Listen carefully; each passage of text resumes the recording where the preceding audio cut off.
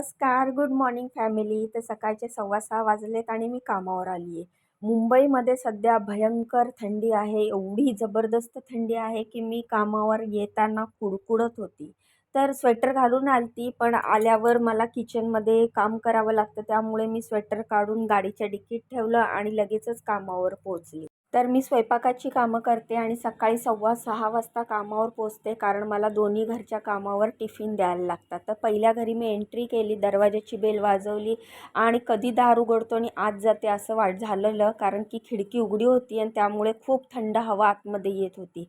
तर पहिल्या घरात एंट्री केल्या केल्या इथे गाजर मटारची क्रीम गाजर मटारची भाजी बनवली. मस्त गाजर मटार आता सध्या सीझन आहे, त्यामुळे खूपच हेल्दी आणि टेस्टी अशी ही भाजी होते. क्रीम टाकून ही भाजी बनवलेली आहे. क्रीमी गाजर मटार असं पण ह्याला म्हणू शकता. खूप टेस्टी भाजी झालेली, कारण संध्याकाळीच सरांचा फोन आलेला. सर म्हटले भाजी खूप छान झालेली. त्यानंतर हे सँडविच बनवलेले आहेत, आलू टोस्ट सँडविच, जे मी नेहमी बनवते. ह्याच्यात चीज टाकून मस्तपैकी मी हे सँडविच बनवले. त्यानंतर गोल गरगरीत तूप लावून मऊ अशा चपात्या बनवल्या. तर सगळा स्वयंपाक रेडी झाल्यानंतर आता वेळ येते टिफिन पॅक करण्याची. तर तुम्ही बघू शकता भाजी, चपाती आणि नाश्ता, जे आपण सँडविच बनवलेले ते सगळं रेडी आहे. चला मग आता टिफिन पॅक करूया. तर मी आता टिफिन पॅक करायला घेते. तर रोजचं माझं हे शेड्यूल आहे की स्वयंपाक करायचा, त्यानंतर सरांचा टिफिन पॅक करायचा. तर माझं हेच बोलणं चाललेलं की मला खूप कमेंट येत होतं की ताई तुम्ही केळं कट करून देतात सरांच्या टिफिनमध्ये, मग ते काळं नाही पडत का? की का तुम्ही त्यांना साल काढून केळं कट करून देतात? तर मला तसं ते तिथे सांगतात आणि मला तसंच करावं लागतं. तर मुकेश भैया आणि आम्ही तेच डिस्कशन करत होतो. आपल्याला कशी सवय आहे, केळं घ्यायचं, अर्धं साल काढायचं, अर्धं केळं खायचं आणि मग बाकीचं साल काढायचं. पण इथे कसं साल काढून कट करून द्यायला लागतं. पण आता हे नवीन असं हे आणलेलं आहे असा टिफिन केळ्याचा, की त्यामध्ये मला आता केळं कट वगैरे करायची गरज नाही आहे. डायरेक्ट त्याच्यामध्ये दिलं म्हणजे केळं व्यवस्थित टिफिनमध्ये जातं आणि ते दबल्या जात नाही. तर जे सँडविच केलेले ते कट करून घेतले आणि ते देखील मला टिफिनमध्ये पॅक करायचे. तर भाजी भरून झाली, चपाती भरून झाली आणि त्यानंतर आता सँडविच भरायचे. तर तुम्ही बघू शकता मस्त चीज टाकून हे आलू टोस्ट सँडविच खूप टेस्टी लागतात. तर सरांना दिले आणि मुकेश भैयासाठी पण बनवून ठेवलेले, कारण मॅडम तर अजून आल्या नाही आहेत, त्यांचं वेकेशन अजून संपलेलं नाही आहे. तर अशा प्रकारे हा टिफिन व्यवस्थित पॅक केला आणि आता हे शेवटच्या टिफिनमध्ये मी दही पॅक करते. मला हे समजत नाही की एवढी थंडी आहे आणि तरी पण सर कसं काय दही खातात, पण त्यांना आवडतं टिफिनमध्ये. तर हे दही मी त्यांना अधूनमधून म्हणजे काय रोजच देते. जेव्हा जेव्हा फ्रीजमध्ये दही असेल तेव्हा त्यांच्या टिफिनमध्ये मी हे दही पॅक करत असते. तर अशा प्रकारे सगळे टिफिन पॅक झाले. बघू शकता तुम्ही हा शेवटचा टिफिन होता ज्याच्यामध्ये मी दही दिलेलं आहे. तर सँडविच नाश्त्यामध्ये, चपाती भाजी दिलेली आहे, दही पॅक केलं आहे, केळं पॅक केलं आहे आणि अशा प्रकारे आपल्या सगळे टिफिन हे रेडी झालेले आहेत. तर हे जे ही छोटी डबी आहे ना, ह्याच्यामध्ये मसाला आणि मीठ आहे, जे सर दहीमध्ये टाकून खातात. तर मी हेच पण एका छोटी डब्बीमध्ये पॅक केलं आहे आणि अशा प्रकारे हे सगळे टिफिन मी टिफिन बॅगमध्ये पॅक करते. तर मला कमेंट येत होत्या की ताई तुला तिसरं काम पण मिळालं आहे ना, तर ते तिसऱ्या कामाचं काय, तू त्याचे व्हिडिओ टाकत नाही आहे. पण मला हेच तुम्हाला सांगायचं आहे. त्याआधी हे बघा मला मुकेश भैयांनी चहा दिलेला आणि हा चहा बनवतो ना, ह्याच्यात साखर खूप कमी असते आणि मला एकदम गोड असा चहा लागतो. कमीत कमी चहा पिल्यासारखं असं वाटलं पाहिजे. फिक्का चहा मला पिल्याच जात नाही. तर मी साखर टाकली आणि मग तेव्हा मी चहा पिला, कारण मग खूप कुडकुडत होतं आणि मला खूप थंडी वाजत होती आणि बाकीचा उरलेला चहा मी सरांच्या बॉटलमध्ये भरण्यासाठी ग्लासात काढायला गेली आणि अर्धा चहा खाली सांडला. तर अशा प्रकारे ग्लासामध्ये चहा चाळून घेतला. त्यानंतर ह्या बॉटलमध्ये म्हणजे थर्मासमध्ये भरला आणि ही चहाचा थर्मास देखील सरांच्या टिफिन बॅगमध्ये टाकला. तर तिसऱ्या कामाचं आपलं बोलणं चालू होतं. तर मला हे समजत नाही की लोक असा धोका का देतात? स्पष्ट हो किंवा नाही असं का म्हणत नाही? तर ह्या कामाचं पण काहीचं असंच झालेलं आहे. खरं तर हे मी सोशल मीडियावर सांगितलं नाही पाहिजे, पण मला हे समजत नाही की स्पष्ट बोलायला काय होतं? तर तिकडे मी 3 दिवस काम केलं. त्यांना माझ्या हातचा स्वयंपाक खूप आवडला. सगळं काही ओके होतं. त्यांना, त्यांच्या मिस्टरांना सगळ्यांना माझ्या हातचं जेवण खूप आवडलं.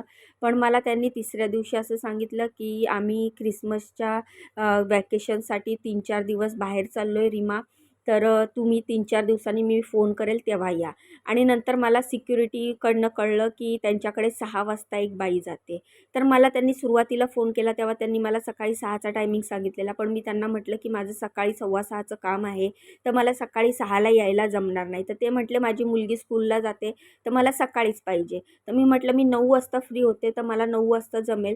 तुम्हाला चालत असेल तर सांगा. तर मला म्हटले ठीक आहे चालेल, तू 9 वाजता ये. तू मला मुलीच्या टिफिनची तयारी करून देत जा. मग मी तिचा टिफिन काय तो बघून घेईल, पण तू 9 वाजता ये. आणि मग आता त्यांना 6 वाजतासाठी बाई मिळाली, तर त्यांनी मला फोन नाही केला, काही सांगितलं नाही. आणि अचानक मी जेव्हा फोन केला, तेव्हा मी त्यांना म्हटलं, की तुम्ही बोलले, की माझ्याकडे कामाला ये म्हणून दुसरं काम मिळालेलं मी त्यांना नाही सांगितलं. आणि आता तुम्ही मला काय बोलताय, की 3 दिवसांनी ये. तर मी म्हटलं, "ठीक आहे, माझे तुम्ही 3 दिवसाचे पैसे तर पाठवा." तर त्यांनी 3 दिवसाचे पैसे मला कमी पाठवले. तर मी विचार केला, की ठीक आहे, जाऊ दे कमी तर कमी. परत विचार केला, की ह्यांच्यामुळे माझं हातातलं एक काम गेलेलं. ह्यांनी जर मला स्पष्ट सांगितलं असतं, तर मी ते माझं पर्मनंट काम शोधलं असतं ना, म्हणजे ह्यांना बदलीवर बाई पाहिजे होती. तर ह्या सगळ्यातनं मला हे समजलं सिक्युरिटीकडनं, की ह्यांना बदलीवर बाई पाहिजे होती. 3 दिवसासाठी यांची बाई नव्हती. ह्यांची बाई आल्याच्या नंतर ह्यांनी मला सांगितलं, की मी बोलवेल तेव्हा या. त्यात त्यांनी मला पैसे पण कमी दिले. मग मी त्यांना मेसेज करून सांगितलं, की माझे 3 दिवसाचे ₹600 होतात. तुम्ही मला 600 पाठवा. मग त्यांनी बाकीचे उरलेले पैसे मला पाठवले. पण मग असं का खोटं बोलतात का? किंवा स्पष्ट का बोलत नाही? नाही तर नाही म्हणावं. नको पाहिजे बाई तर नको म्हणावं. त्यांच्या भरोश्यावर माझं पर्मनंट काम गेलं ना. तर हे झालंय माझ्या तिसऱ्या कामाबद्दल. तर बघू शकता दुसऱ्या कामावर मी पोहोचली आणि दुसऱ्या कामावर आल्यावर ती जी रात्रीची शिजवलेली डाळ होती, तीच मॅडम बोलले, "मला फोडणी टाकून दे, मला ती टिफिनला घेऊन जायची तर अशी डाळ तुम्हाला आवडते का? मला खूप आवडते. शिजलेली डाळ असेल ना, अशी सुक्की-सुक्की केली ना, कांदा, टोमॅटो टाकून तर खूप टेस्टी लागते चपातीबरोबर. त्यानंतर पोहे बनवले.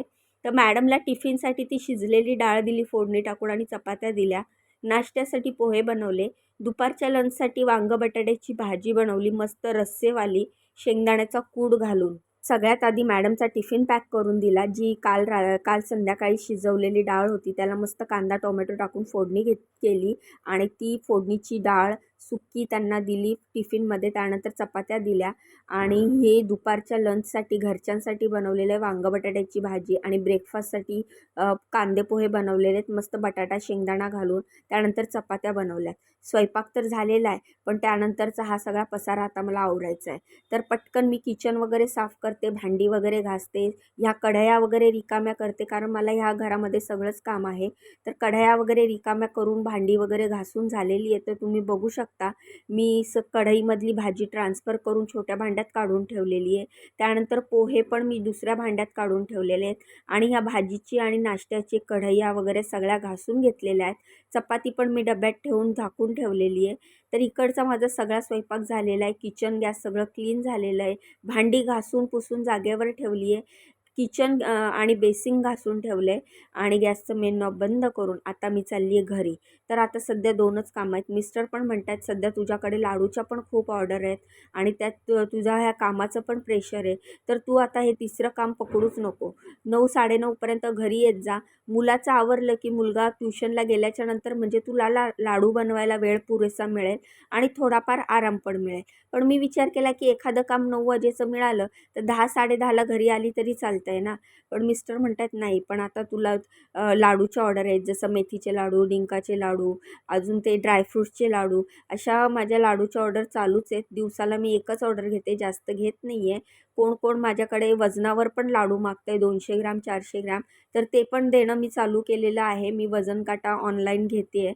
तर सध्या तरी ओळखीच्या वजन काट्यावर मी वजन करून 200-400 ग्राम वजनावर ज्याला पाहिजे त्यांना वजनावर देते, ज्यांना नगावर पाहिजे त्यांना नगावर देते. तर माझं तसं चालू आहे. तर त्यामुळे आता सध्या 2 कामच आहेत. तर मी धन्नोकडे पोहोचली, चावी लावली आणि आता मी निघालेली आहे घरी. पण घरी जायच्या आधी रस्त्यात एक काम आहे माझं. काय काम, कोणतं काम ते तुम्हाला पुढे व्हिडिओतनं बघायला मिळेल. तर डोक्यावर हेल्मेट घेतलं, गाडी स्टार्ट केली आणि मी निघाली घराकडे जायला. रस्त्यात होतं काम, ते काम आता करते. कारण की मुंबईमध्ये ट्रॅफिक रूल्स खूप कडक आहेत. पण हे रूल्स आपल्या सेफ्टीसाठीच आहेत बरं का. त्यामुळे तुम्ही पण जर बाईक चालवत असाल तर ट्रॅफिकचे रूल्स फॉलो करा, हेल्मेट नक्की वापरा. तर मी आलेली आहे ब्लड टेस्ट करायला. तर तुम्हाला तर माहितीच असेल की मला थायरॉईड आहे आणि दर 3 महिन्याला मी इकडे येते ब्लड टेस्ट करायला आणि इकडे मी शक्यतो बुधवारीच येते. का? तर ह्या लॅबमध्ये बुधवारच्या थायरॉईडची टेस्ट ही फ्रीमध्ये होते. त्यामुळे थोडीफार माझी पण पैसे वाचतील. त्यामुळे मी इथे बुधवारच्याच येते ब्लड टेस्ट करायला आणि 3 महिन्यातनं एकदा येते. पण असं नाही आहे की फ्री मिळते म्हणूनच मी इथे येते.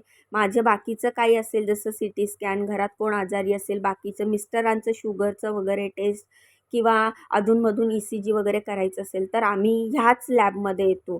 मग ह्याच लॅबमध्ये जसं आपलं फॅमिली डॉक्टर असतं, फॅमिली क्लिनिक असतं, फॅमिली हॉस्पिटल असतं, तसं हे माझं फॅमिली लॅब असे आहे. इथे आम्ही कुठलीही टेस्ट असेल तर आम्ही इथेच येते करायला. इतर लॅबपेक्षा इथे कमी पैसे लागतात.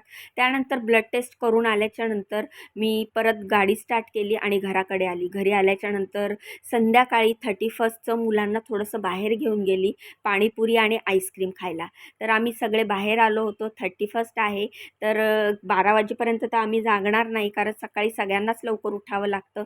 म्हणून 9 वाजता आम्ही संध्याकाळी इकडे आलेलो आईस्क्रीम खायला. तर मिक्स आईस्क्रीम खाल्ली आम्ही आणि त्यानंतर आम्ही पाणीपुरी खाल्ली आणि त्यानंतर आम्ही घरी आलो.